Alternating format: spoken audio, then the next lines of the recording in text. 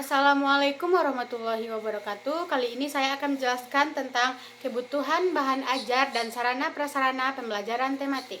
Pertama, kebutuhan bahan ajar pembelajaran tematik. Pelaksanaan pembelajaran tematik di sekolah dasar disesuaikan dengan pola pikir siswa yang bersifat holistik atau menyeluruh dan operasional konkret menurut Devina 2018. Dalam mengembangkan kualitas pembelajaran pada jenjang sekolah dasar, membutuhkan bahan ajar untuk menunjang kegiatan belajar yang harus disesuaikan dengan karakter dan kebutuhan siswa.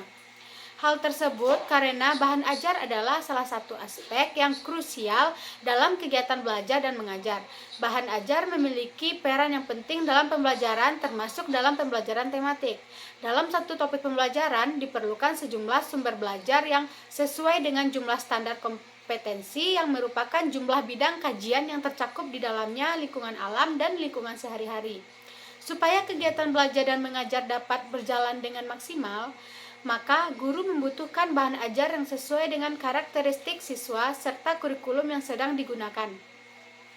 Menurut Hadaya 2018, bagi siswa bahan ajar berfungsi sebagai sumber informasi serta sebagai alat yang diperlukan guru agar dapat mengawasi dan mengatur siswa dalam prosesnya menerima informasi.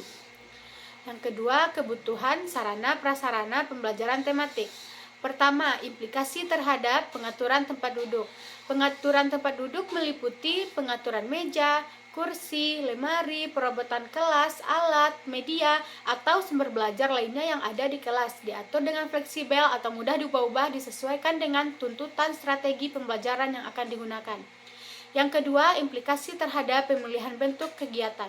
Agar proses pembelajaran berjalan dengan efektif dan tidak menjenuhkan, maka perlu dilakukan variasi pembelajaran yang berkaitan dengan gaya mengajar guru, penggunaan alat dan media pembelajaran, dan pola interaksi pembelajaran. Guru perlu juga menggunakan berbagai bentuk kegiatan, misalnya percobaan, bermain peran, tanya jawab, demonstrasi, dan bercakap-cakap. Yang ketiga, implikasi terhadap pemberian respon atau penguatan. Pemberian penguatan perlu dilakukan untuk memberikan respon terhadap perilaku atau perbuatan peserta didik yang dianggap positif agar perilaku tersebut dapat berulang kembali atau meningkat.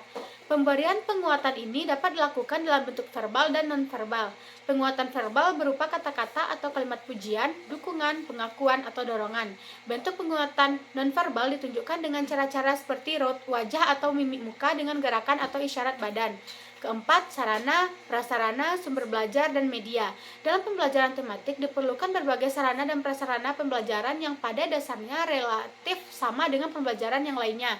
Hanya saja dia memiliki kekhasan tersendiri. Dalam pembelajaran tematik, guru harus memilih jeli media yang akan digunakan.